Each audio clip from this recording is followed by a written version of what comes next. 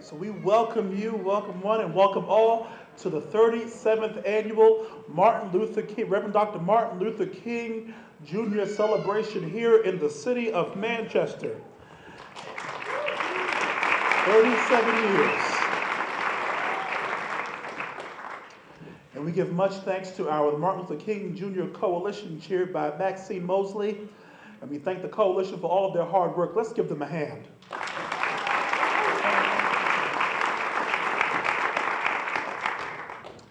And we also want to lift up UNH Manchester and thank them for providing ASL services today.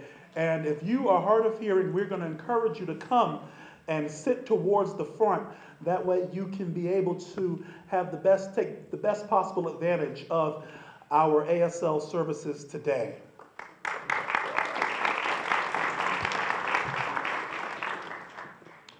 So today I stand here before you today to help to facilitate this celebration of Dr. King's life. And certainly Dr. King was an individual who helped to shift the moral compass of our nation and really helped us to think about what it means to think about the common good and the pursuit of justice. And I stand here today also as the president of the Manchester NAACP and pastor of Brookside Church. If you are interested in joining us in the struggle for justice with the NAACP, our table is out there in the front, and they'll be glad to assist you, and we can partner together to make a difference in the city of Manchester.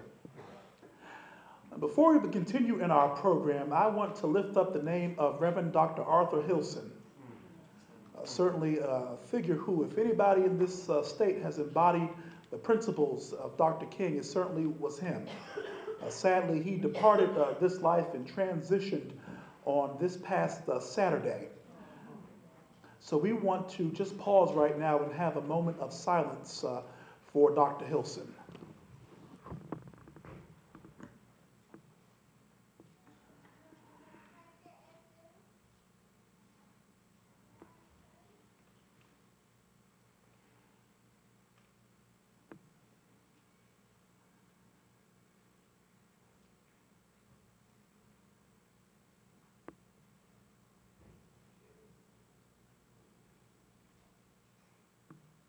Thank you.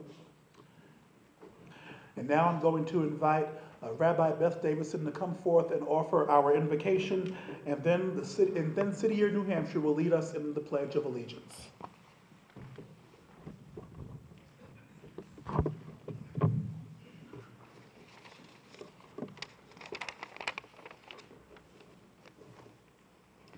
August 28th, 1963.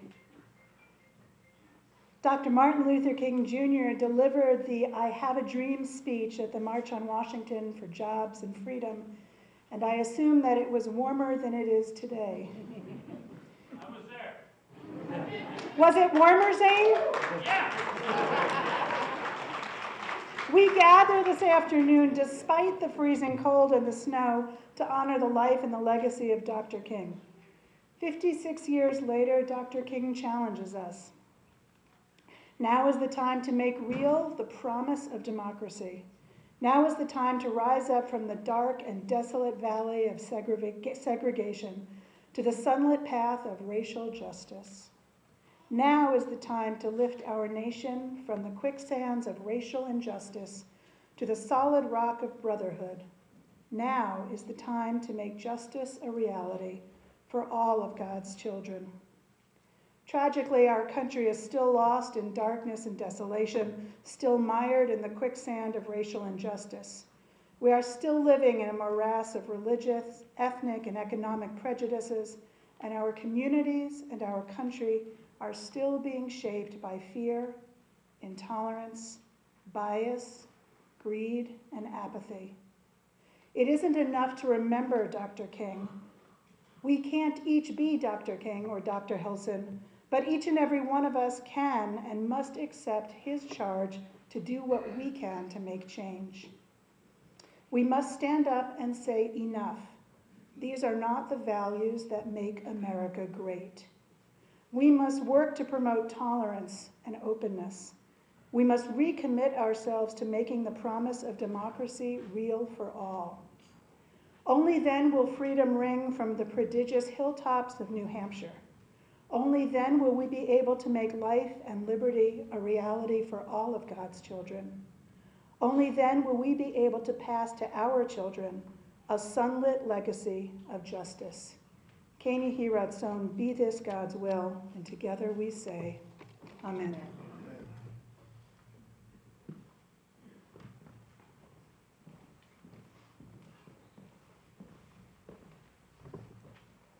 Good afternoon. My name is Chris Potter. I proudly serve as an impact manager at Parker Barney Elementary School for City of New Hampshire. Would you please rise and turn towards the flag for the Pledge of Allegiance?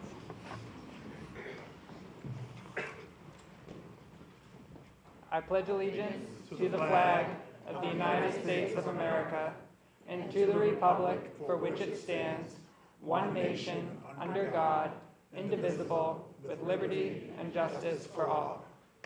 Thank you. Thank you.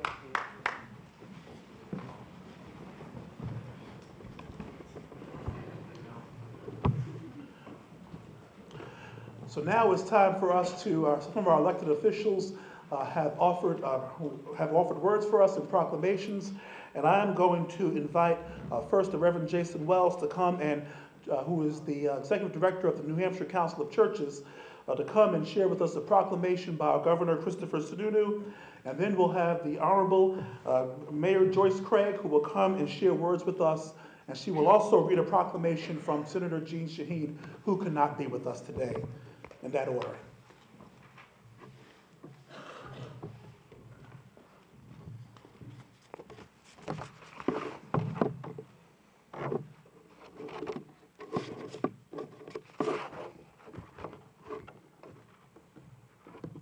A proclamation. In the year of our Lord 2019, Martin Luther King Jr. Civil Rights Day, January 21st, 2019.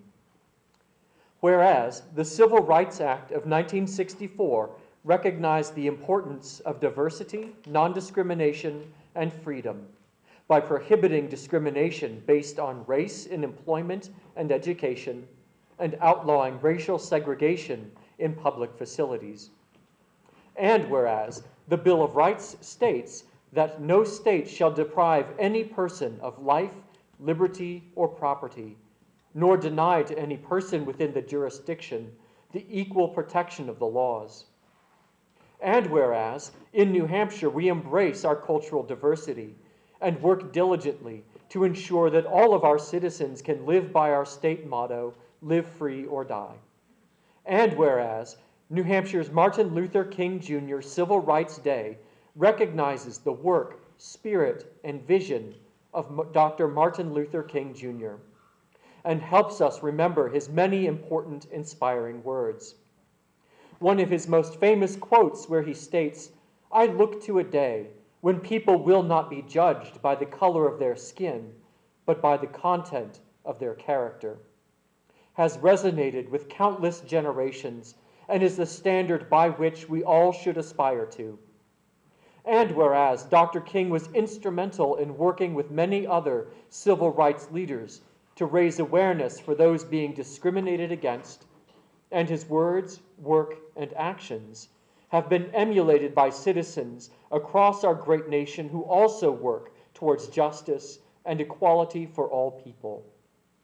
And whereas events will be held across the Granite State to raise awareness for the important work done by Dr. King and other civil rights leaders, and the state of New Hampshire is proud to recognize the important and inspiring work of Dr. Martin Luther King Jr. Now, therefore, I, Christopher T. Sununu, Governor of the state of New Hampshire, do hereby proclaim January 21st, 2019 as Martin Luther King Jr. Civil Rights Day in the state of New Hampshire, and urge all citizens to recognize, encourage, and support the end of racial segregation and discrimination in their local communities and across the state. In testimony whereof, I hereunto set my hand and cause the seal of the state of New Hampshire to be affixed this 4th day of January 2019. Christopher T. Sununu, Governor.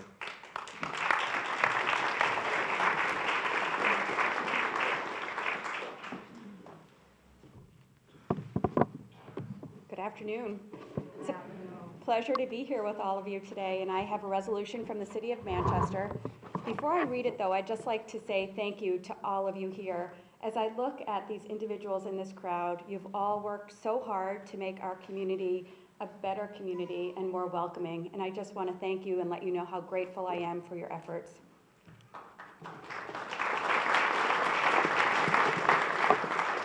City of Manchester, a resolution. Be it known that the Office of the Mayor extends its congratulations to the Martin Luther King Coalition in recognition of the 37th Annual Martin Luther King Jr. Day of Community Celebration, which provides an opportunity to congregate together, celebrate, and be inspired by the work and principles of the late Reverend Dr. Martin Luther King Jr. And be it further known that the Office of the Mayor extends its best wishes for continued success. And as Reverend Jackson mentioned, I have a letter from Senator Shaheen that I'd like to read. Dear friends, thank you for the invitation to join you for today's Dr. Martin Luther King Jr. celebration. Please know that I am with you in spirit as we celebrate the legacy of Dr. King and draw inspiration to continue his struggle for social and economic justice. Whether writing from inside a jail cell or speaking from the steps of a national monument, Dr. King's stirring message was delivered with hope that all Americans could come together to fully realize our country's founding principles. He pledged himself and inspired others to work toward a more perfect union and embrace a belief in freedom, equality, and opportunity for all. And he held a faith that engaged citizens, from the thousands who stood on the National Mall in 1963 to the many who gathered here today, and are the most powerful promoters of positive social and economic change. We have made great strides in the march toward full equality, and these advancements are the product of the peaceful, nonviolent protest movements that Dr. King championed. We should keep his wise words in mind. The arc of the moral universe is long, but it bends toward justice. And let's remember that it doesn't bend toward justice all by itself. It bends because of our actions, big and small, to make the world a better, fairer place and to ensure that no members of our diverse American family are left out or left behind. As governor, it was an honor to sign into law Martin Luther King Jr. Day, ending New Hampshire's status as the only state not to recognize Dr. King's birthday as an official holiday. As your senator, I want to assure you that I'll continue to fight for our civil liberties, for equal rights, and for civility in our public life. Sincerely, Jean Shaheen, United States Senator.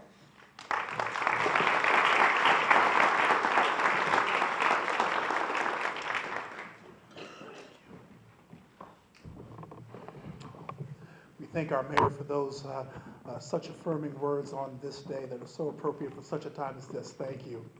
And also, we have two special guests with us today, and that of our former governor and current Senator Maggie Hassan, who has always shown up for us.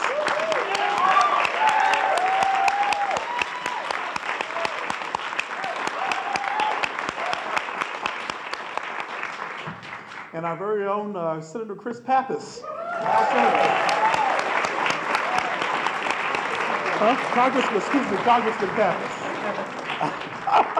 Not yet, right? But my apologies, Chris. But I've been saying senator all day today, so pardon the slip, sir. But I want to invite Congressman Pappas, and who's always been supportive of our programming here with the Martin Luther King Jr. Coalition by providing support through the Period and Back Room and in so many other ways. I want to invite both of them to come at this time. First, Senator Hassan, and then Congressman Pappas.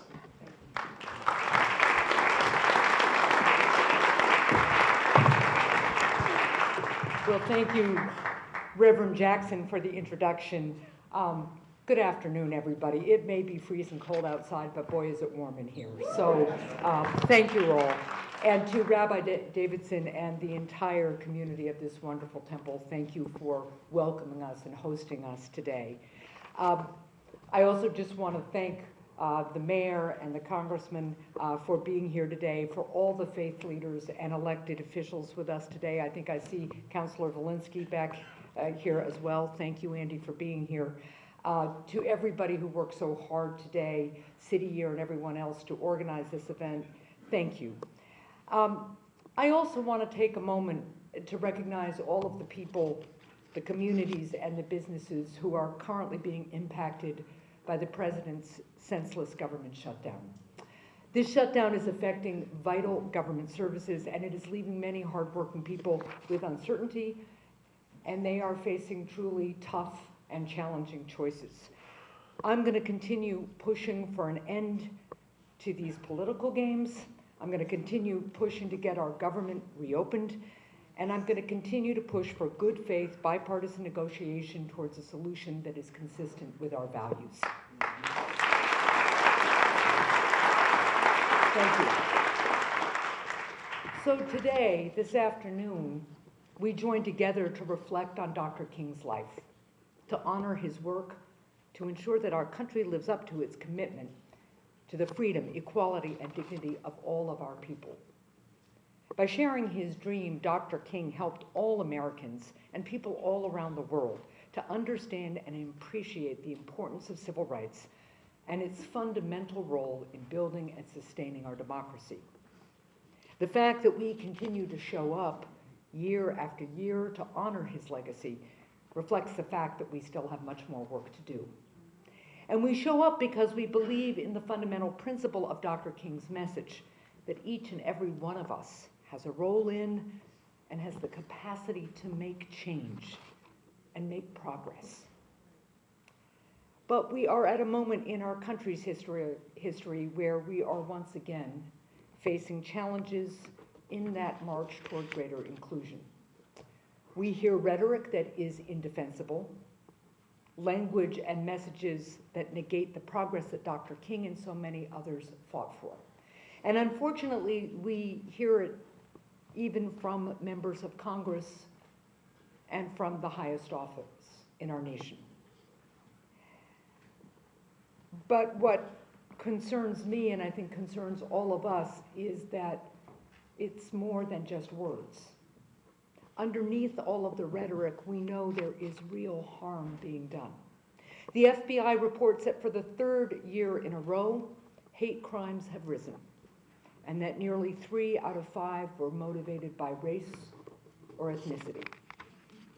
And making matters worse is our own federal government. Agencies like the Department of Housing and Urban Development and the Department of Education have made it a priority to roll back civil rights protections, further exacerbating the challenges that too many Americans face. That's why, while it is vital to reject and repudiate harmful rhetoric, we also have to take it upon ourselves to stay vigilant and take a stand against damaging policies and actions too. We must stay vocal about our priorities, our experiences, and our values, and we must engage with our friends and our neighbors. We also have to hold people accountable. We must stand up together and say that this is not us and that we will overcome it. And we must, as Dr. King put it when he addressed that march in Washington back in 1968, we have to understand what he called the fierce urgency of now. We must come together to rebuild an America that values the contribution of all of our people. The good news is that we are seeing hopeful signs that that is in fact happening. In Concord and in towns all across the state, we elected this last November more diverse voices to public office. And earlier this month, the most diverse Congress in our nation's history was sworn in, furthering the promise of greater inclusion for all of our people. That was the beauty of Dr. King's message. He understood that even in the face of seemingly insurmountable obstacles, we have to continue our efforts to bring people together and work for continued progress towards that more perfect union. Here's how he put it in his letter from Birmingham jail. He described civil rights activism as, quote, carrying our whole nation to those great wells of democracy which were dug deep by the founding fathers. I love that term, those great wells of democracy. He goes on to say that what he means is the Declaration of Independence and the Constitution. That's where we find the record of our values. And that's where we return again and again to move towards that more perfect union.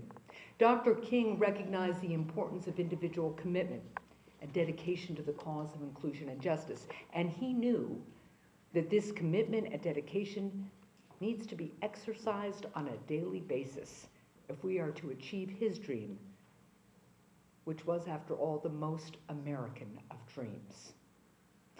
He knew it was hard work. He knew it came with costs.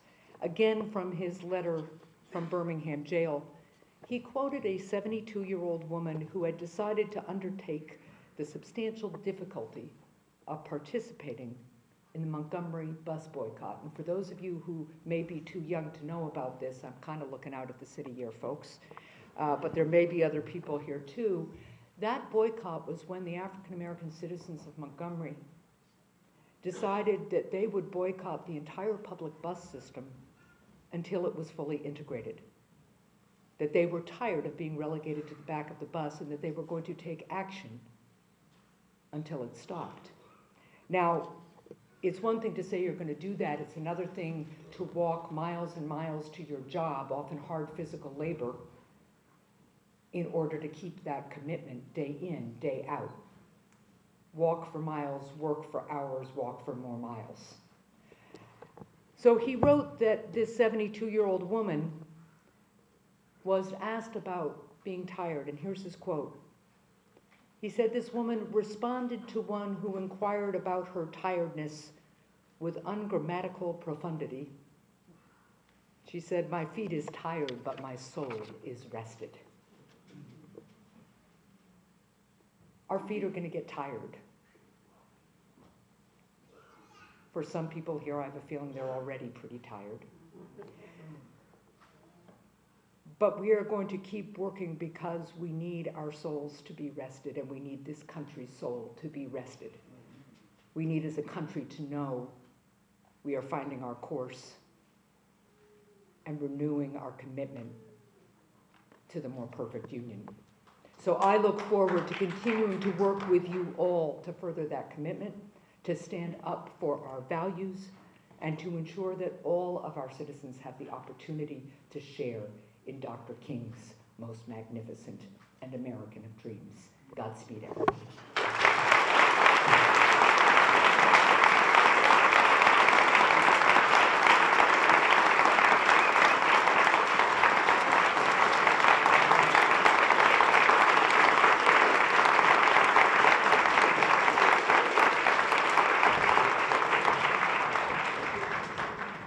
Now I want to invite our Congressman, Chris Pappas, to come and join us.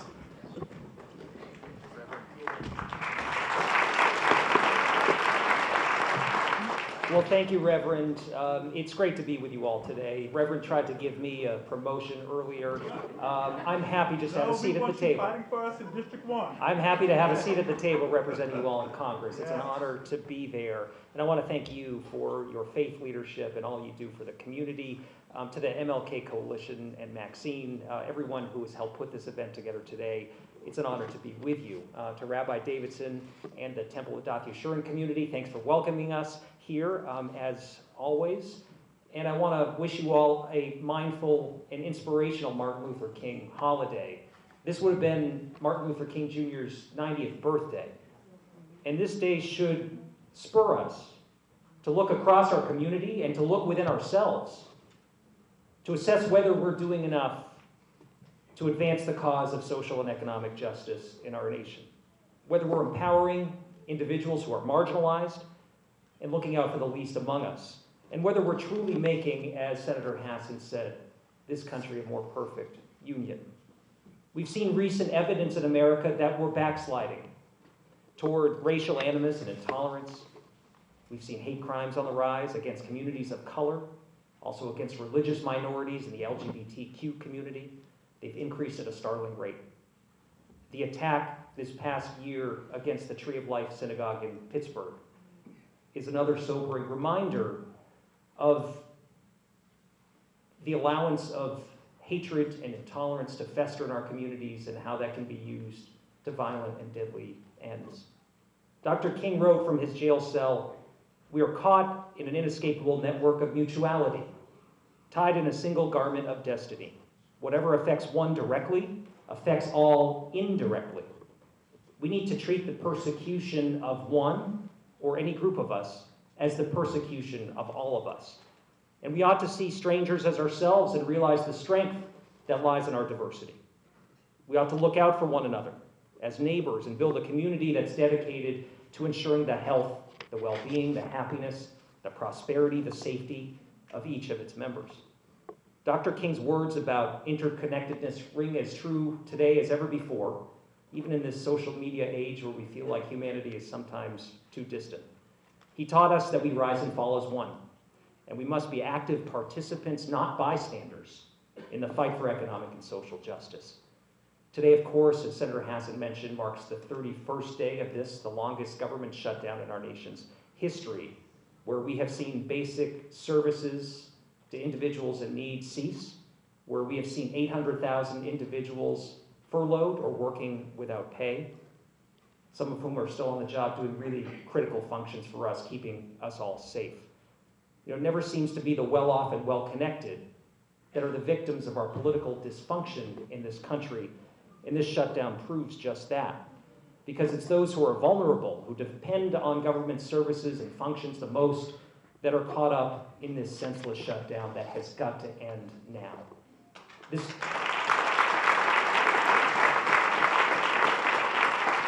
is never an appropriate tool to use as political leverage to prove a point, and we've got to work together to get ourselves past this. It's easy to get disillusioned, to throw up our hands and say we give up, but I think if we draw on the inspiration of Dr. King and his legacy, we'll see that we can't do that. We can't turn back.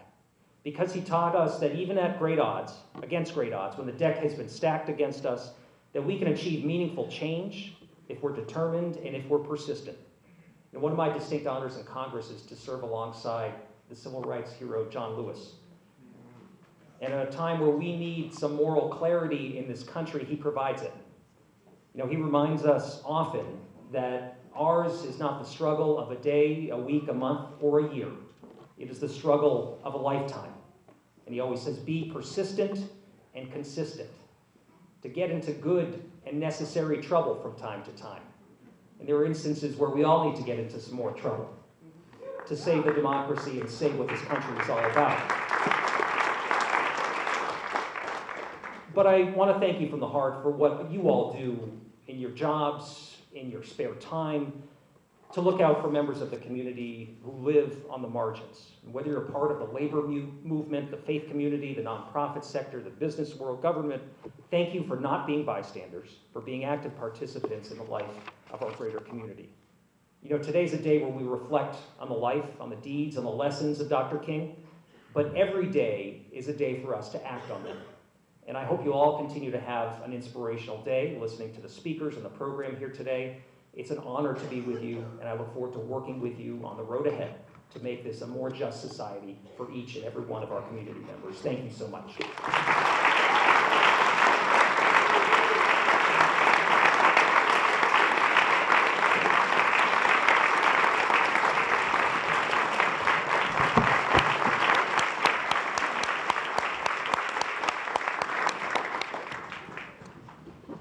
So now we want to invite, this is a part of the program where many folks can participate in, and we want to invite our young people to come forward at this time, or those who are young at heart, to share in a time of chime ringing as we perform Let Freedom Ring.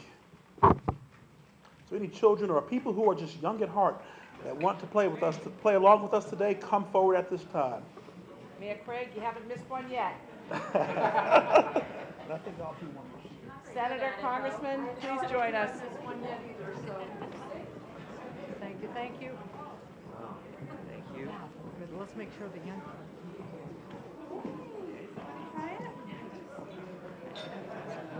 These two. Come on down.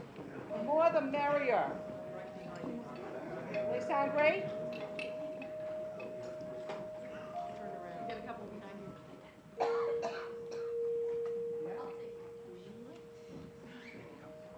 I'll pass them down.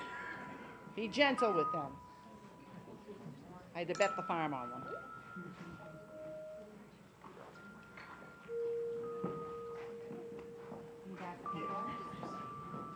Anybody else want to join us?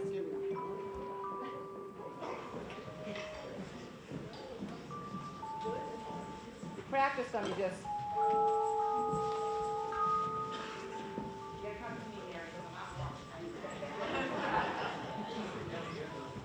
All right, anyone else? We have some more.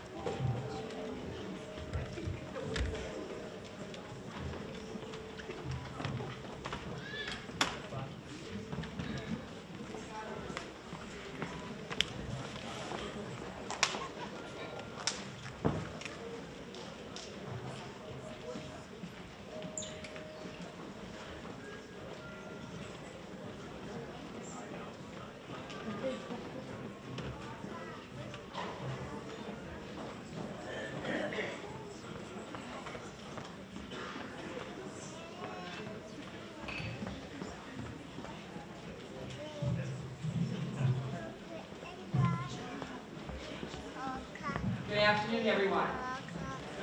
My name is Maxine Mosey. I'm here representing the Manchester Education Association in NEA, New Hampshire.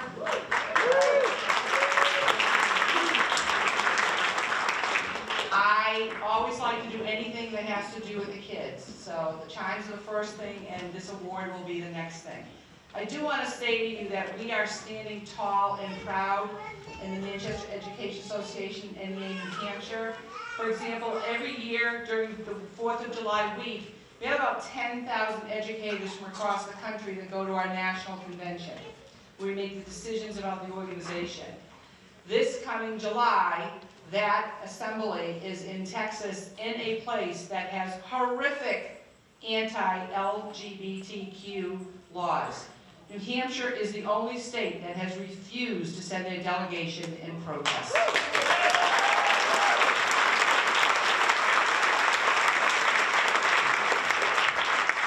40 years as a school counselor is one of the proudest things that I can tell you. When I decided to become an educator, it was for very specific reasons. Growing up, children could be seen, but were not heard, was the expected behavior from my generation. It never felt quite right to not be allowed to question, to share my opinion, or to speak out on issues that concern me. And those of you who know me know that I don't do any of those things. It is our obligation, even our duty, I would say, to encourage, inspire, and yes, insist that our young people show up, stand up, and speak out. To challenge what they are told, to request explanations, and to lead movements. The Young Organizers United group has certainly done that, and we are going to honor them today. I first became involved in this group when the Manchester School District was trying to respond to an Office of Civil Rights complaint about an alleged lack of access to high school courses for our students of color. It was not alleged, it was a fact. These young people in this organization impressed me with their willingness to be honest about their perceptions of how students of color were being treated in our school district, to stand for not only themselves as high school students, but for their brothers and sisters and relatives of other children at every grade level. Over this past year, these courageous young women have challenged the Manchester School District, and Lord knows many of us have tried, and in particular, the Board of School Committee. They did their research, they asked many, many questions, and spoke publicly about their wants, their desires, and their positions, even in the face of some significant adult pushback. When these young women speak, it is with passion that for some was and is perceived as disrespectful and rude. Ladies and gentlemen, this is how passion in young folks sounds. That's what it's supposed to be. They have many reasons to be angry about how they've been treated, but those voices are needed to move this conversation forward in order to affect change. Some, but not all, of our elected officials on the school committee were, let's say, uncomfortable with the way these young people spoke and what they wanted, which was student voice on the Board of School Committee. Being uncomfortable after a year-long fight has led to change. Students now have a mechanism to present at each of the 2 monthly Board of School Committee meetings. The members of the BOSC have an immediate opportunity to comment or question the student representing our high schools immediately following their presentations. At the beginning of the meeting, this happens. At the beginning. So that the public and observers can actually hear what our students have to say. And this is a starting point. Comments have been made, pushback was felt, but the YOU group persisted, and for that, we are all grateful. There are times,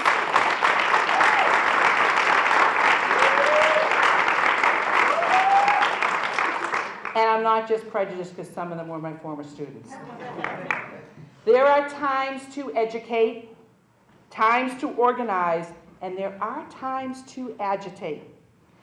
They move through all of these stages and will now provide voice for our high school students about important issues that will include such things as equity, disproportionality in discipline for students of color, disparity on special education identification, institutional racism, and oh, so many more topics that impact the very people that we in this community are here to serve.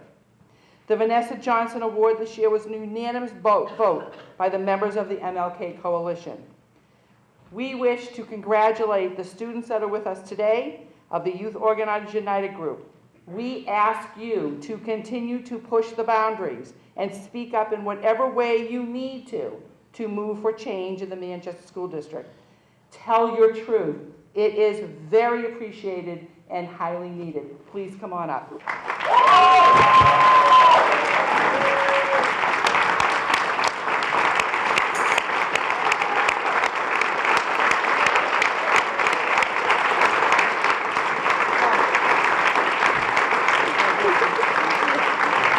I know, it's a little thing.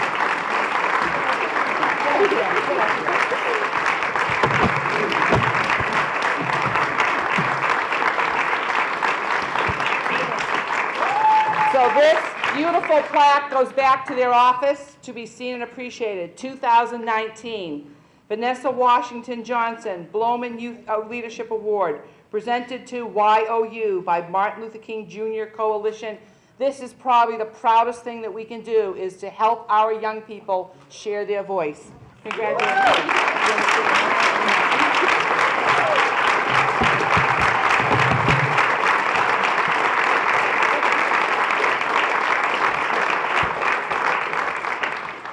Thank you. For the past 4 years, YU has been working on a campaign to get student representation on the school board.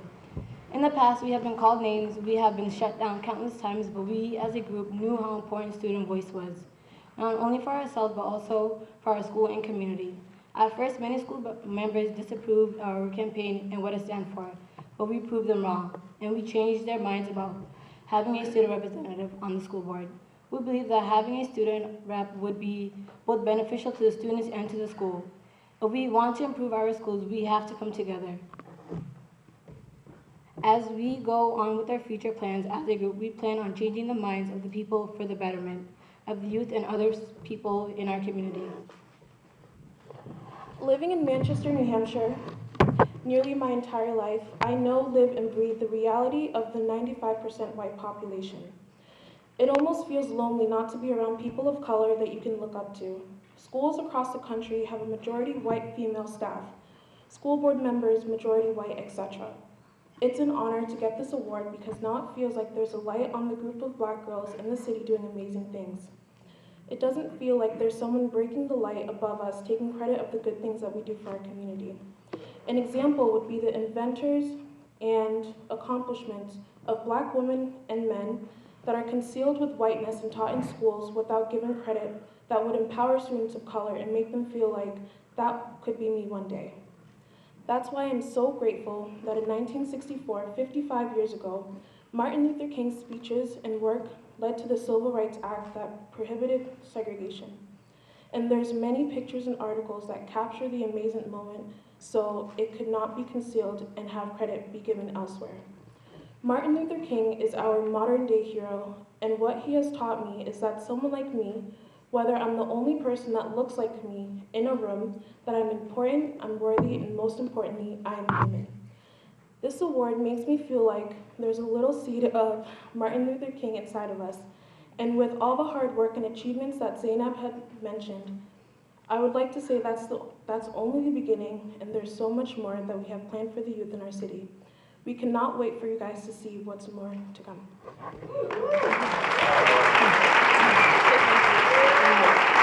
On behalf of YU and USC, we gracefully accept this award. Thank you. Thank you.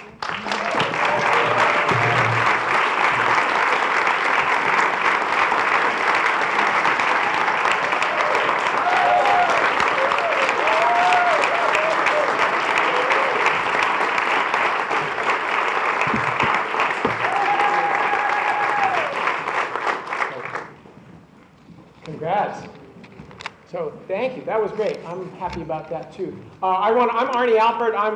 Maggie Fogarty and I are the co-directors for the New Hampshire program of the American Friends Service Committee, one of the founding members of the Martin Luther King Coalition, and I'm honored to be asked to be here today to present this year's Martin Luther King Award to Dottie Morris. So let's start out with first a round of applause for Dottie.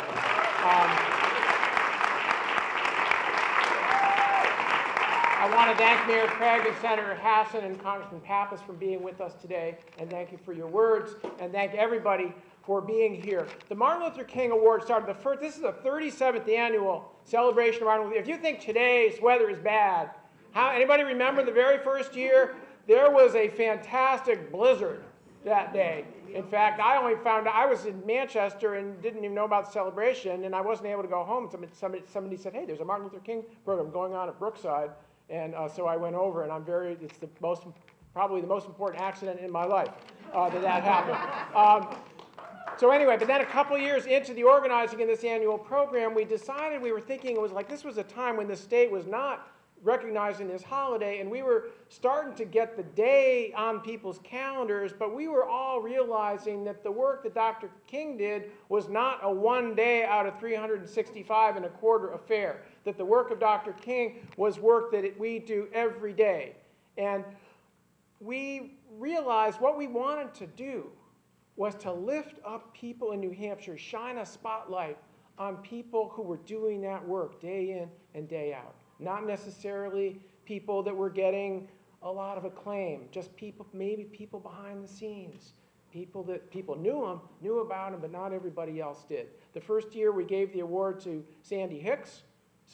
And the next year we thought we could just give it to Sandy again and give it to Sandy every year, but we decided let's spread it around. Anyway, so this year, because we picked the theme of our children, our future, and then we started thinking about who should get the award this year, Dottie Morris's name came up, and we all agreed that she would be good. So Dottie, can you please come up here with me?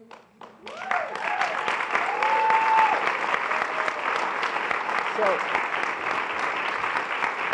I want to say a couple things about Dottie, and then we'll ask Dottie to say a couple things. So when I ask people about what it is about Dottie, these are some of the words that people mention. They mention passion, they mention enthusiasm, they mention commitment, they mention an unquenchable hope, they mention an inclusive spirit. Now you can read her bio, it's in the program, it'll tell you about where she got a degree and what she does for work and all these other things that she does. And I'm trusting you to read that because I'm not going to read it to you because I know you can do that, right? But here's what I think of when I think about Dottie. I think about the fact that when there was a little boy in Claremont who was nearly lynched by his peers, and the people in that community were trying to figure out what to do, one of the things they did was they called up Dottie and said, hey, Dottie, can you come and help us out? A couple weeks ago, there were some incidents in the schools in Dover. And the people in Dover are trying to figure out what to do. And there's Dottie driving all the way from Bellows Falls to Dover, New Hampshire, to spend her evening with people in Dover who were struggling to figure out what to do.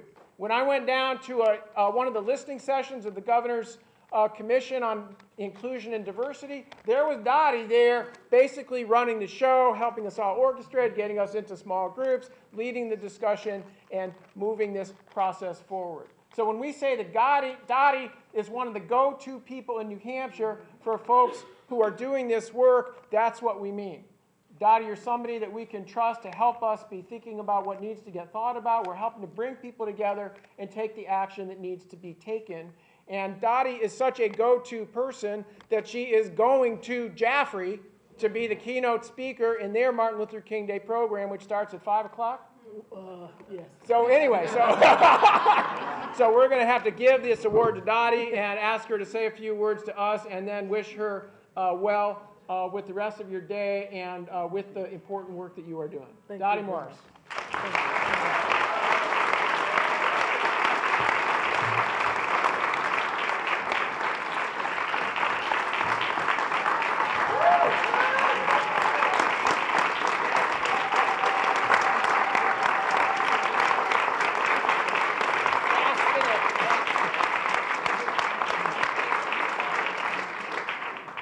Thank you very much. I'm not usually speechless, so I want to thank the Martin Luther King Jr. Coalition for this 2019 Martin Luther King Jr. Award. I have to say one thing. I love education. That's why I work in higher ed. I can't see myself being anywhere else because of my love for higher ed. And it was mentioned to read my bio, and it talks about my education, but in my heart, those things matter, but they don't matter as much as being with people and sharing moments with people and love and making sure that we have a just society. Nothing else really matters to me.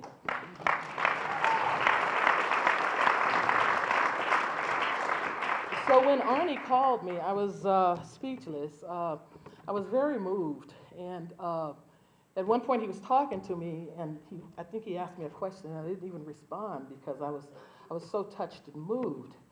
And I felt like, I grew up in a household, and I have my oldest brother and sister here from Louisiana and Texas who came up.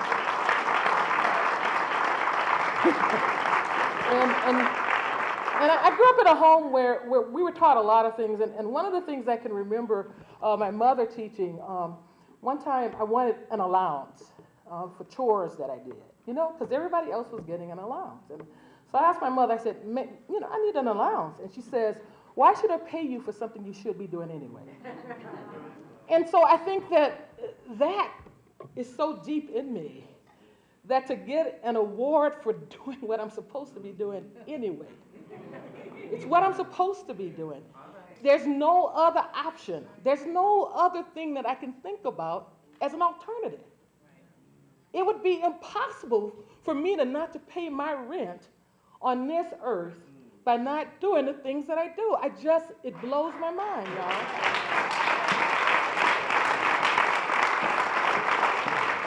So I think that's what happened for me when I received the call. I had those words echoing.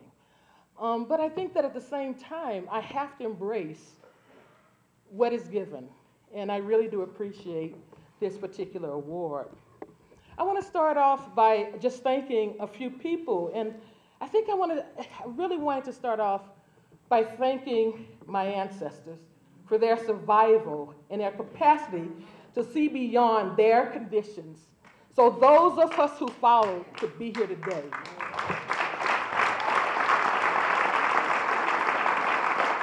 Because they embodied the understanding that our children are our future. They were not just thinking of themselves as they toiled and they had so much trouble. They were not thinking of themselves because they saw that how the conditions were. They knew it would take time. So their mere survival was an act of resistance that brought about some of the changes that we have just by their survival, that they were able to do it. They survived many dangers, toils, and snares. Many dangers, toils, and snares. I don't know if you know anything about that. But many dangers, toils, and snares. And we can and we need to create ways to conduct ourselves in a manner that honors their survival. It was their living that created a resistance movement with major ripple effects today. Major ripple effects we feel today. We must find the strength to continue the selflessness and selfishness to speak out, to stand up, to resist, to march, to shout, to think creatively about avenues for engaging in life-producing solutions. We must not build walls around ourselves because we cannot do that, because when we keep walls around ourselves, it closes us off from so many great blessings. We cannot be fooled into who to hate and who is trying to do whatever to us, and then take that to create certain kind of things to exclude people. We can't do that as a country. That is not the beloved community that I studied about, that Dr. King was talking about. Because he talked about how it was deeply rooted in love. He talked about how it was deeply rooted in justice. That's what he talked about. So if you want to invoke his name, invoke it through the means of justice. Invoke it through the means of love. Often his name is invoked it to prove a point. But I'm telling y'all today, it's about love and justice. We must realize that we are the future ancestors. And we are obligated to continue to toil the soil for our young people.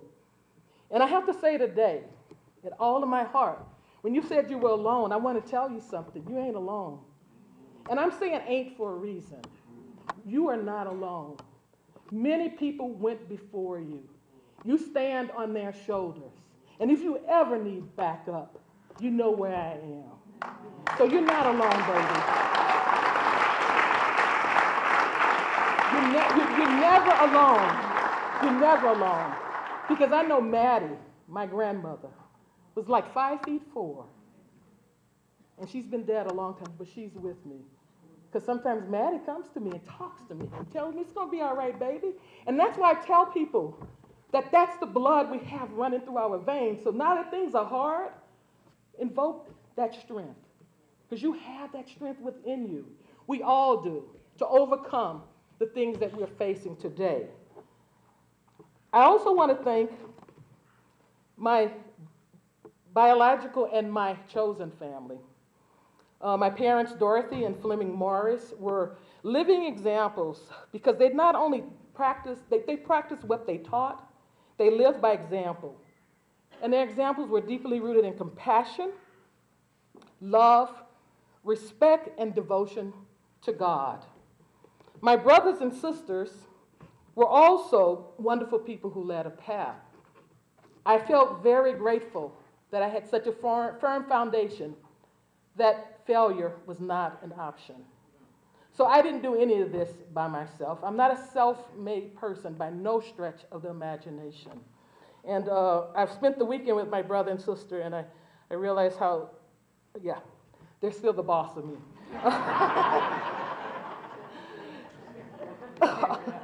They're still the boss of me, and I do respect that, because I was taught to respect them because they are older.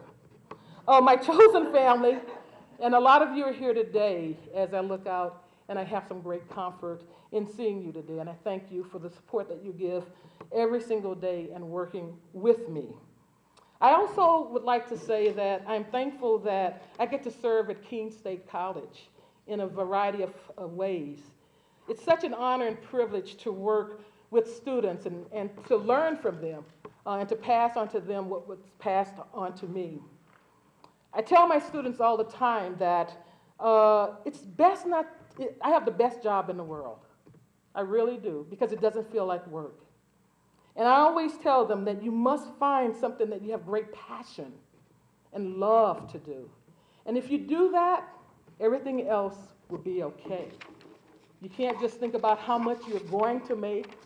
You have to think about how much joy it brings to your soul and to your heart. Because I know that when people are happy, everybody else is happy around them. I would like to leave you with a couple things. I had one thing at the end, but then my brother said, this should be your last statement. So,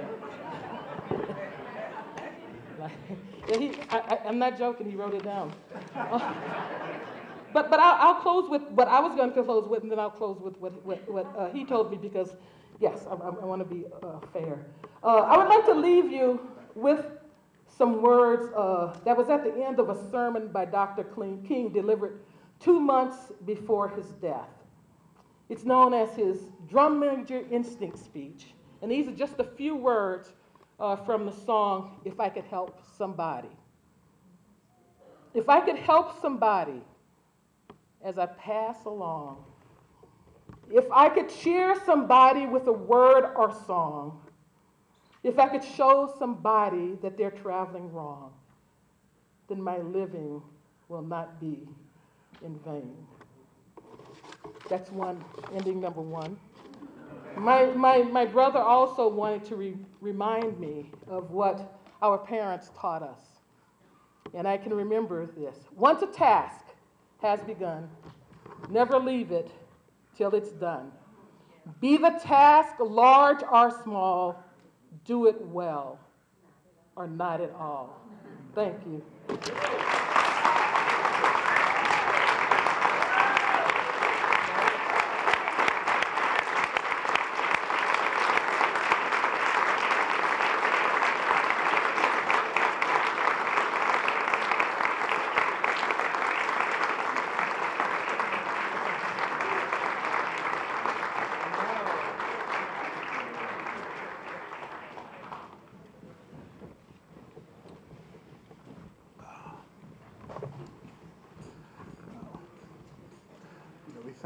We thank Dottie for those powerful and strong and words for such a time as this. Let's give her another hand.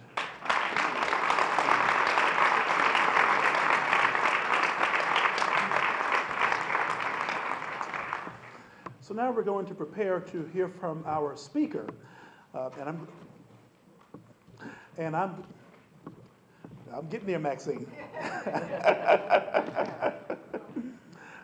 We're getting ready to prepare to hear from our speaker, and I'm going to want to introduce him first, and that of the one and only Ron Walker, who is the executive director of what was known as COSBAC. You have his bio inside of your bulletin and programs, and You can learn more formally about his accomplishments and achievements, but I want to share with you all what I know about Ron Walker. Ever since I first met him some time ago, I've known him to be a person of character. You know, many times there are people who say they are about the work of justice, but then really they are not. It's only about self-gain. But with Brother Ron, I can tell you that he is somebody who is committed to this work. He is a person of character. Secondly, he is a person of courage, willing to go the extra mile. And even if he's the only one that's standing there, you're going to find him there, standing and standing up for what is right. But most of all, he is faithful and committed to the transformation of our schools, our children, and most of all, our future. So the moral arc of justice, the moral arc of the universe can bend towards justice for them.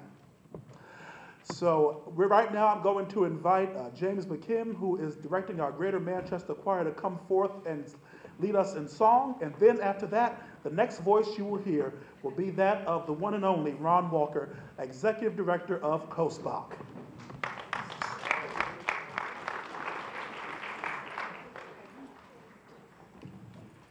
So anyone who's heard Dr. King speak knows that he used tone, rhythm, and words to get his message across.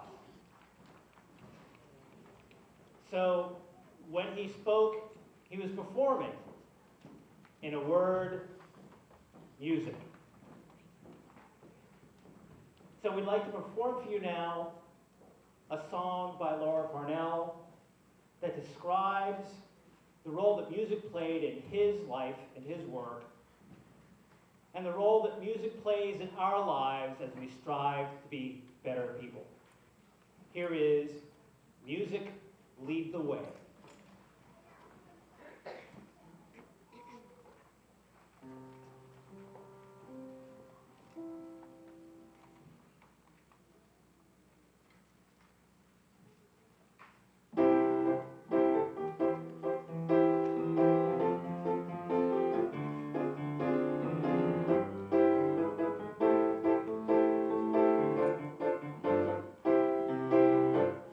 Music lead the way.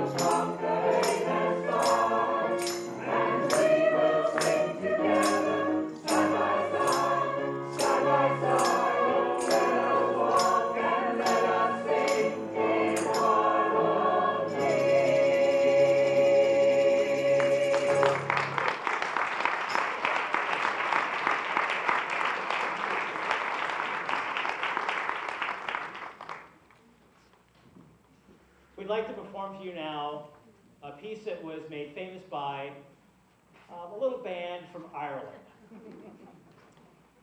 And it describes, it was an homage to Dr. King's life, and it describes what he exuded and encouraged all African Americans to feel: pride in the name of love. And if you'd like to sing along, this should be familiar to you all. Feel free.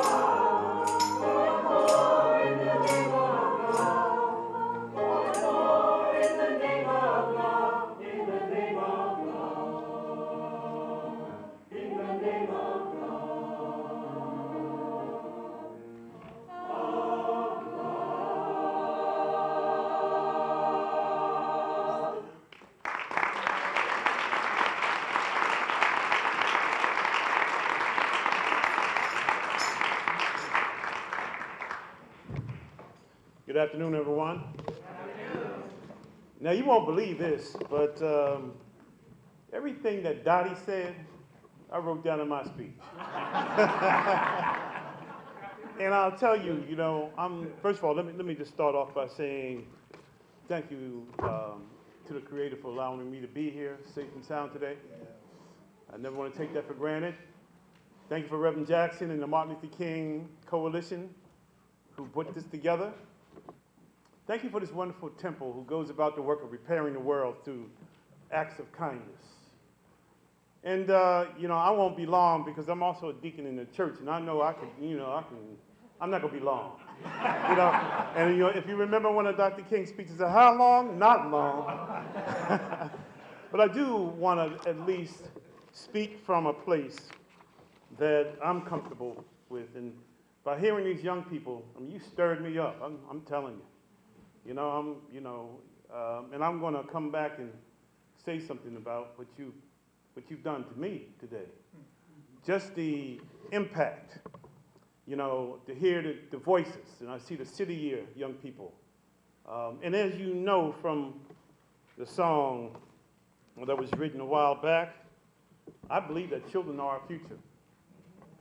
You teach them well and let them lead the way. And Mr. McKim, if I could sing, I'd do that, you know. Show them all the beauty they possess inside. Give them a sense of pride to make it easier. Let the children's laughter remind us how we used to be. Everybody's looking for a hero. People need someone to look up to. I never found anyone who fulfilled my need. A lonely place to be, so I learned to depend on me. I decided long ago never to walk in anyone's shadow. If I fail, if I succeed, at least I lived as I believe. No matter what they take from me, they can't take away my dignity.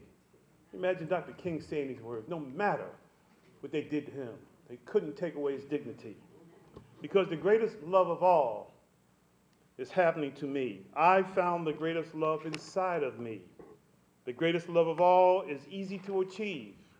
Learning to love yourself is the greatest love of all. And if by chance that special place that you've been dreaming of leads you to a lonely place, find your strength in love. And that was one of Dr. King's major words, love. And everything he did was about love, the beloved community, loving your neighbor. You know, and so we continue with that legacy of Dr. King because you are here today in spite of the weather, in spite of the snow, because there's a king inside of you, each one of you. You know, whatever random act that you do of kindness, whatever act you do of service, because as Dr. King said, everybody can be great because everybody can serve. You know, whether it's a small act of service or a big act of service, everybody can serve. The youngest among us, and do we have anybody here that's near 90? Okay. Okay. Well, it doesn't matter, right? I mean, if Dr. King were here today, happy birthday, Dr. King, by the way. If he were here today, he would be speaking with that same eloquence, same passion, same power. And we know Nelson Mandela was in the 95 still speaking truth to power. And so, you know, even the act of age doesn't define what we say. Today, because I don't know too much about anything else, I'm going to talk a little bit about education. I promise not to keep you too long. It'll be short, but it'll also be resonant to what I've heard already, you know, from the political side, from the youth, from the education sector. You know, that education makes a difference. And Dr. King believed in civil rights. But amongst those rights was education, the right to education, right? The right to equal education. And he surely was passionate about that. So my remarks on my theme after 51 years of being an educator come from a very personal place. And see, here's where Dottie stole my stuff. No. But what it is, I mean, this is from the souls of black folk and the souls of white folk, that so many things that we experience are common. When she was saying what she was saying about her family, I raised my hand and said the same thing was going on in Philadelphia where I was born with my family. And I bet a lot of families the same thing was going on. You know, the act of responsibility, what were you supposed to do? Not getting paid to do a chore, you did it because you were supposed to do it. It was an act of service. It started young. So born in Philadelphia, but let me say also another thing that, and Reverend Jackson, you can just see here that what I'm about to say, she said, ancestors, wild streams, that I need to give honor and thanks to the ancestors as well.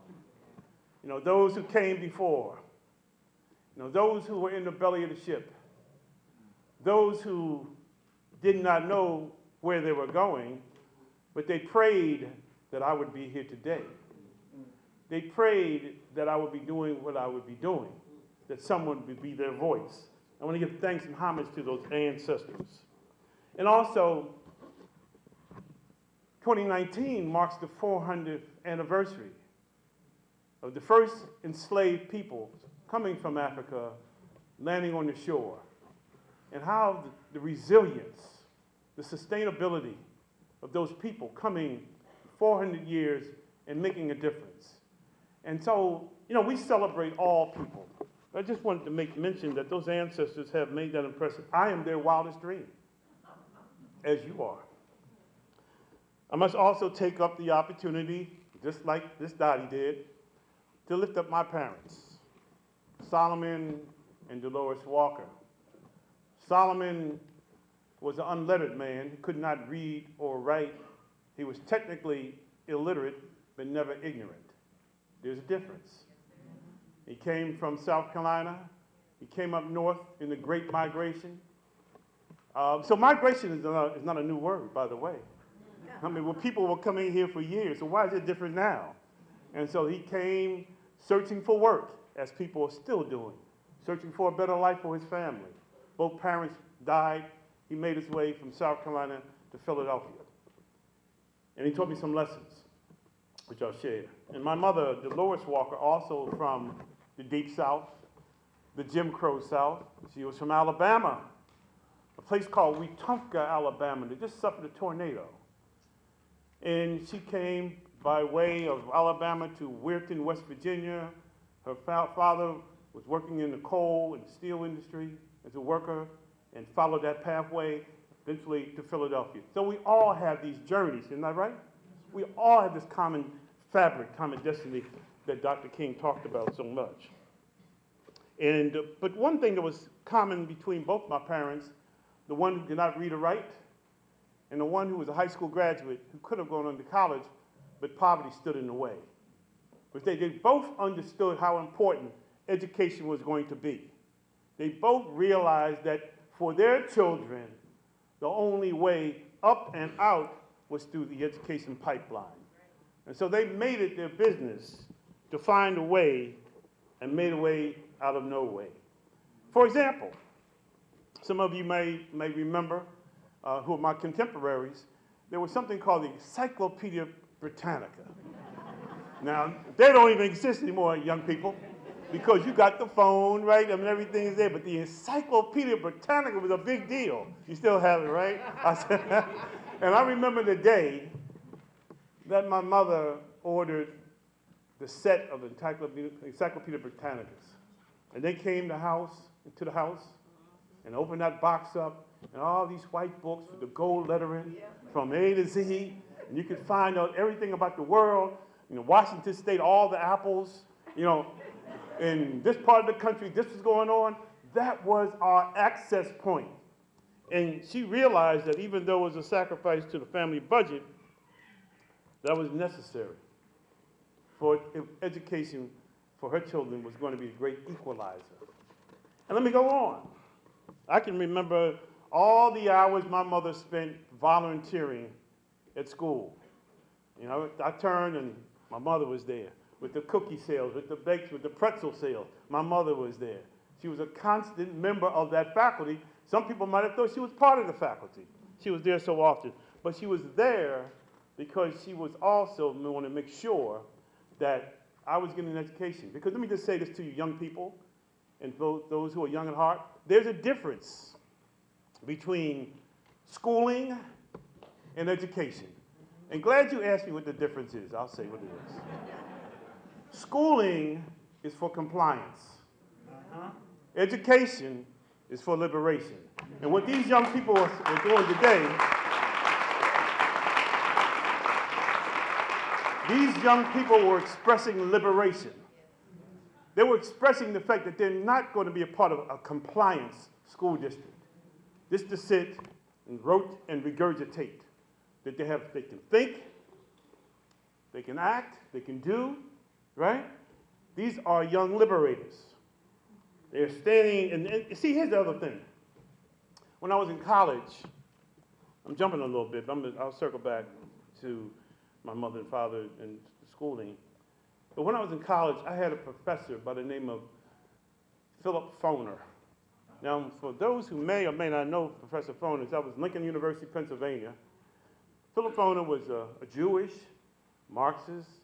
He was expert on Frederick Douglass, diminutive gentleman.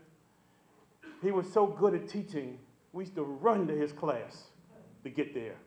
And one day he started talking. He was a residing expert on Douglass. And one day he said, let's talk about Frederick Douglass when he was learning to read. And if you know this story, it was Master Thomas Auld, A-U-L-D, who was his master. And Mrs. Auld one day was teaching Frederick Douglass how to read. You know, that act that was forbidden. And she was teaching him how to read, and Frederick Douglass is mastering the reading. Master Auld came upon them both and declared, don't teach that N-word to read. And began to summarily beat Frederick Douglass within an inch of his life. But you know what happened to Frederick Douglass? Frederick Douglass said, if he is going to beat me within an inch of my life for learning how to read, guess what? I'm going to read. That's liberation thinking. That's not schooling, that's education. And so part of what we have to do in education, and I know those of you in the audience are with me, is have young people who want to be liberated in spirit, want to articulate their position in the world, right? Dr. King would expect that. If Dr. King were here today, he'd be the first standing up and saluting you for speaking truth to power and making sure that you're taking those strides forward. So Dolores and Solomon wanted to help me see education as the future. They helped to shape my future. I remember Miss Glassman, one of my mother's favorite friends, who helped me to overcome a speech impediment. And she would daily work with me because I couldn't say the Y's in yellow. I couldn't say some other words, but Miss Glassman would stay there and come to the house. You know, now, I don't know how many teachers do that anymore because this is a different time.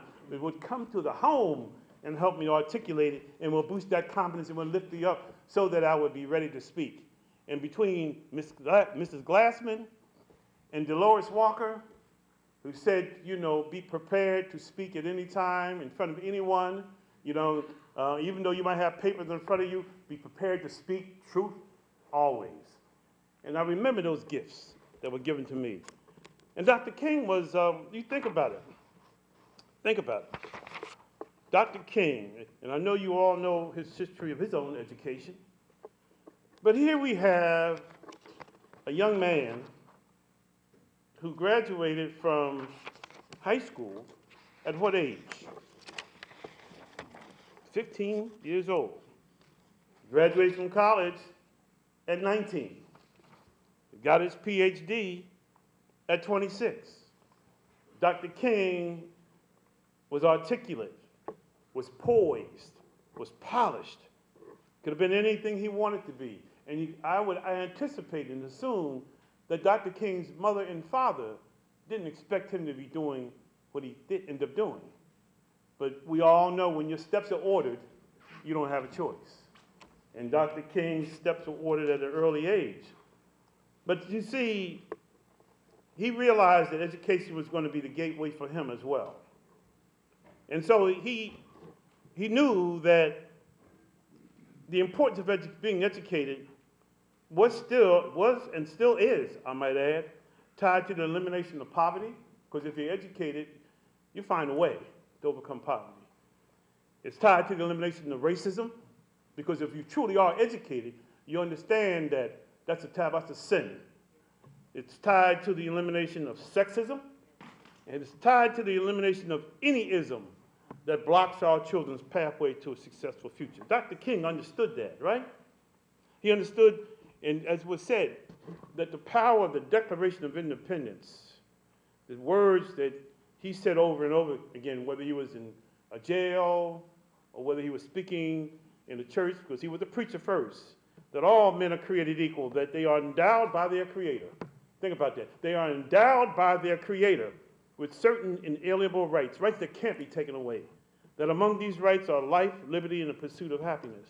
I mean, just that alone, if we really, as Dr. King, live up to what the Constitution said, live up to what the Declaration of Independence said in this country, we would be at a different place. Am I right? That's right. And I tell you, I had the occasion recently, 2 months ago, to visit Montgomery, Alabama, part of a fellowship. And I had a chance to walk in Dexter Avenue Church to see that place where Dr. King started the Montgomery bus boycott, a small church on the main street.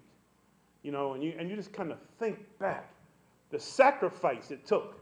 See, when these young ladies over here are doing what they're doing, they're making a sacrifice that's going to be indelible in their minds forever. Because they're speaking out. Dr. King, 1954, 26 years old, he had no idea that he was going to be that kind of change agent, an innovator, that would be remembered for decades. You know, when you think about it, he probably said, well, I'll do this for a couple years, go on to mind my own business, go back to another line of work. I've got a good education. I'm middle class. I'm polished. I can preach anywhere in the world.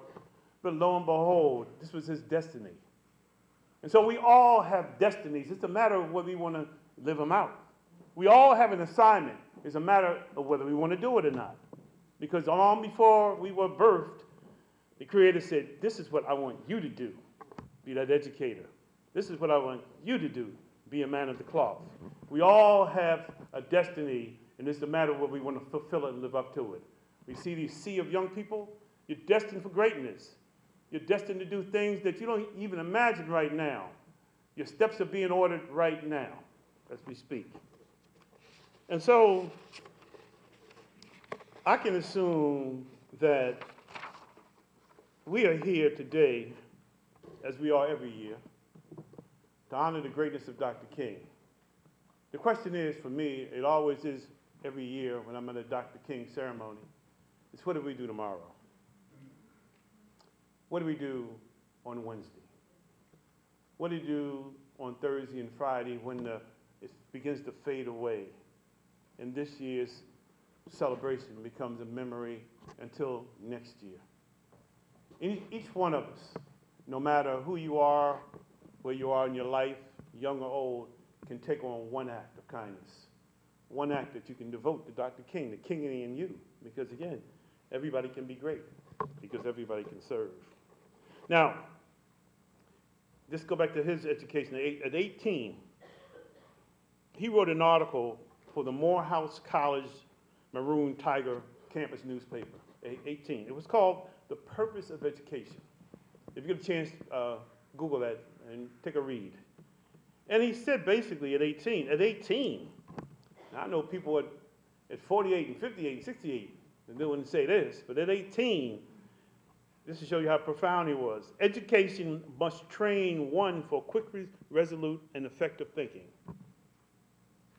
We are prone to let our mental life become invaded by legions of half-truths, prejudices, and propaganda. Now take a listen to this and see if it sounds familiar in any way. Let me read that again, just in case we might have missed that.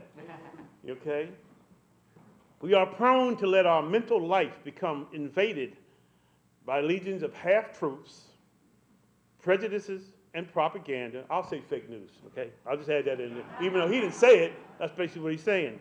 Further, he asserted that the great majority of so-called educated people, and this is powerful, do not think logically and scientifically.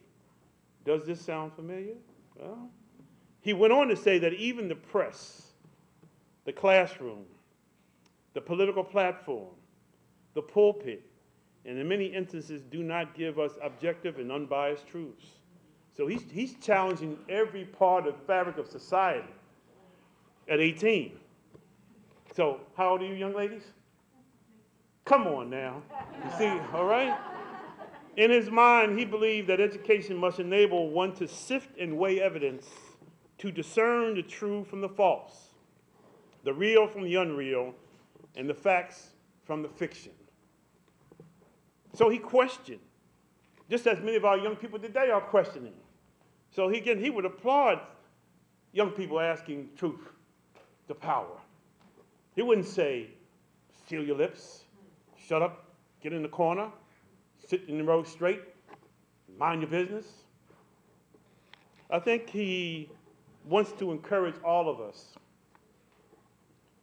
particularly those of us who are parents and caretakers and mentors and advocates, to be vigilant in our efforts to monitor the purpose of education every day. It's our role to monitor education. not just to take schooling for granted. But we need to monitor how our children are being educated. Are they being schooled, or are they being truly educated? And by us making sure that they're educated, they can discover their true, authentic voice, strengthen their critical thinking, their sense of curiosity, and unlock their creative and innovative powers, just like these young ladies are doing, and the city of young people are doing. And if this is not the case, then as parents, advocates, mentors, and friends, it is our responsibility to raise our voices. Just like you're doing, not going to Texas, that place, you raise your voice. Dr. King would also expect us to be relentlessly active in the support and shaping of our children's future. Further, he would remind us that though we are active in this way, we must also honor the voices of our children. They should be heard and valued in the process. In the iconic I Have a Dream speech, which we all know, we've all heard, King eloquently said, "I have a dream that my 4 little children will one day live in a nation where they will not be judged by the color of their skin, but by the content of their character." Now today, I'm confident that the 90-year-old king would also say children should not be judged by their cultural origin, their language, gender identity, zip code, or any other thing that gets in the way of truly educating our kids.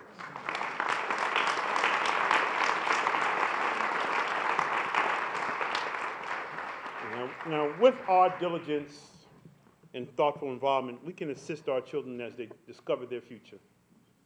And they can be destined to become the next generation of scholars, of activists, inventors, historians, doctors, rabbis, lawyers, social workers, priests, pastors, teachers, farmers, explorers, pioneers, peacemakers, advocates, scientists, and many things up, and much, much more. So let me close first by saying that there were 10 things that I extracted from some of Dr. King's speeches. And he reminds us that, and he reminds young people that if you think about these 10 things as you begin to chart your blueprint for life, they'll be helpful. The first is believe in yourself. Believe in your self-worth and your somebodyness. Feel that you count and you have worth. Don't let anybody tell you that you don't have worth. And Dr. King said that over and over again. He said that in his blueprint speech. Number 2, be fearless. And Dr. King showed, though it's human to have fear, and it's human to be concerned, and we know Dr. King did, he was encouraging us not to be, don't let it cause you not to try to do things, that go to the mountaintop, to do things that's out your comfort zone. He also says, fight for yourself. You're going to advocate for anybody else, you have to also start with you. Advocate for you. He tells us to keep moving. And in the same blueprint speech, he says, if you can't fly, then run. If you can't run, then walk. If you can't walk, then crawl. Just keep moving. Don't stand still. And 5, he said, follow your moral obligation to obey just laws. And he was also saying there's some unjust laws that are not worth obeying. This is why people protest. Number 6, King says, act now. Don't procrastinate. You know how we can overthink things? You know? Don't overthink it. And number 7, be determined to achieve excellence. Just don't do a mediocre job. It's like Dottie was saying, do it well. You know, if you're going to be a street cleaner, you've heard that, be the best that's out there.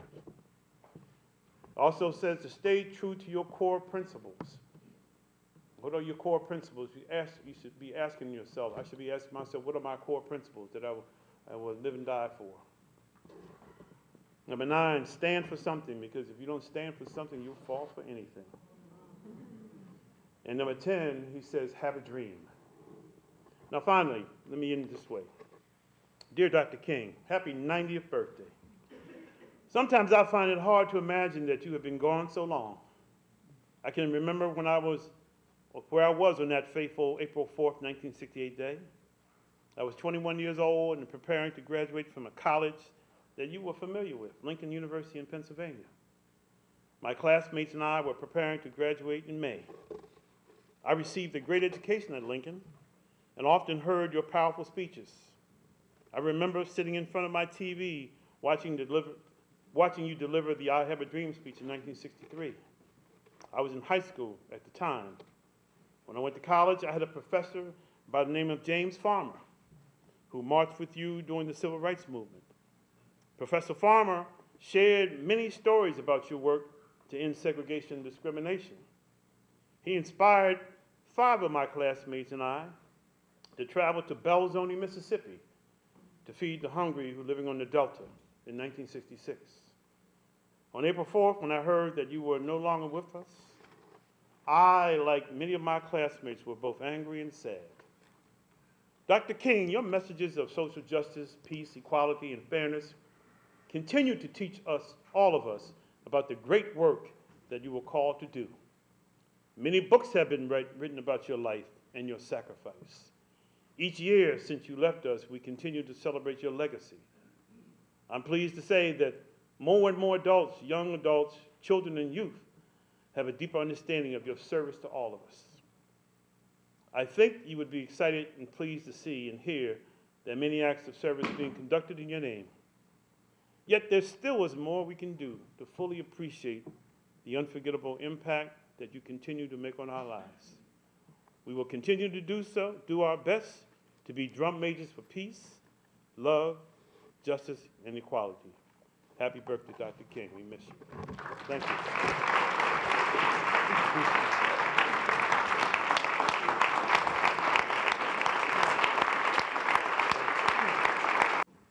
You know, in spite of the opposition, we're going to, like Brother Ron said, we're going to keep on fighting. In spite of resistance, we're going to keep on fighting. We're not going to let fear consume us. We're going to keep on fighting. So we thank you, Brother Ron, for those words.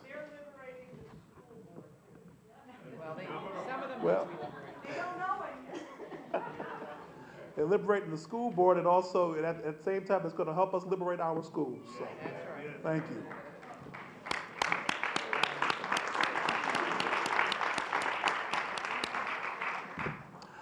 So thank you so much for those words today. It really just felt that come from your heart and your experience, and that was powerful. So thank you. So now, as we're getting ready to wrap up our program, and we thank you so much for being here with us today for this 37th celebration sponsored by the Martin Luther King Coalition. And before we go, I see a couple of elected officials in the audience. I just want to acknowledge their presence. I see Board of School Committee member Pat Long here with us today.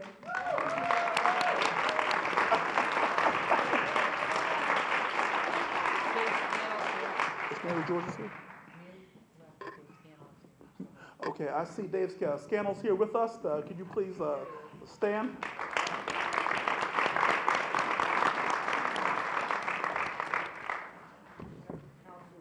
Yep. Executive Counselor Andrew Valinsky is also here with us.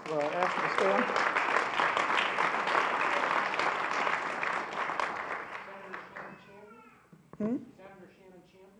Senator Shannon Chandley.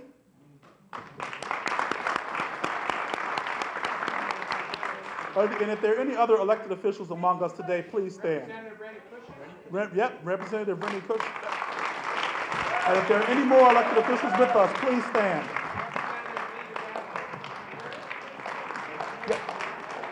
Yes, Representative Linda Gathright. See Elizabeth Robb in the back. Arnie, why don't you come on? Yes, Gloria.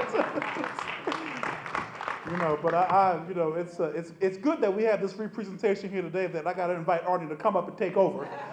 You know, because all these folks that are, that have stood up today are people who, have been engaged in that struggle, and indeed are trying to make a difference through their public service. So thank you all so much. Let's give them a hand.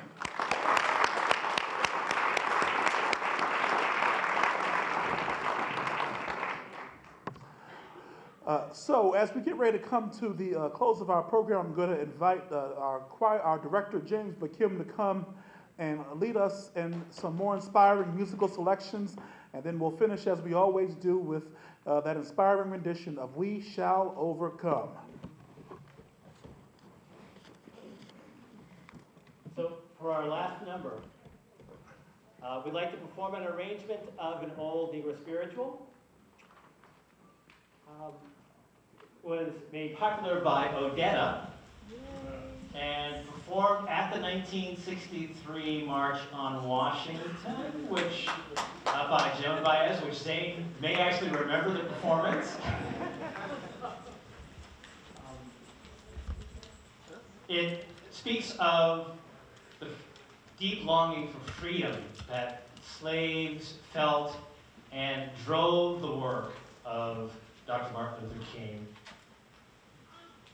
Here is "Oh Freedom."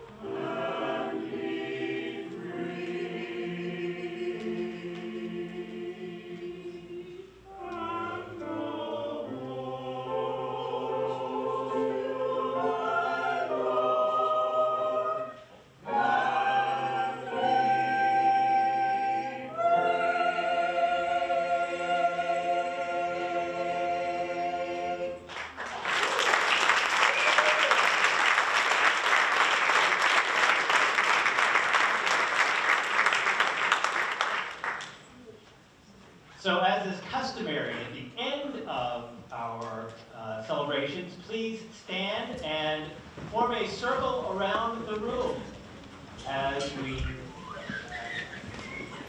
close with "We Shall Overcome."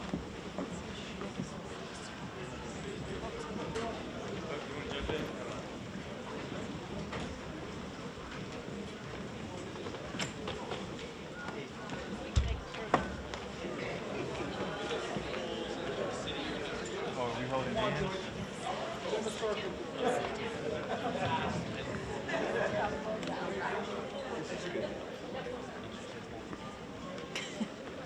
Looks like they could squeeze some more in that corner. Yeah, where's the inner circle?